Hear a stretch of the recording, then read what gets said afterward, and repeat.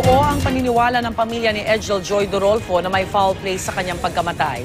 Sa eksklusibong panayam ng GMA News, ipinakita ng kanyang ina ang larawan kung saan makikitang puno ng pasa at sugat sa iba't ibang parte ng katawan si Edgel Joy. Namamagari ng bahagi ng kamay nito. Paniwala ng ina ni Edgel Joy, hindi magkakaroon ng mga pantal sa katawan ang kanyang anak kung hindi siya sinaktan.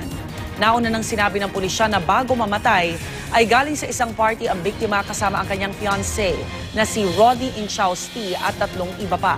Si Roddy raw ang tumawag sa ina ni Joy at sinabi ang nangyari.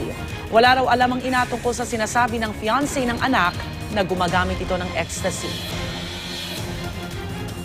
Sabi ko sa kanya, akala ko ba alagaan mong anak ko? Bakit umabot tayo sa ganito?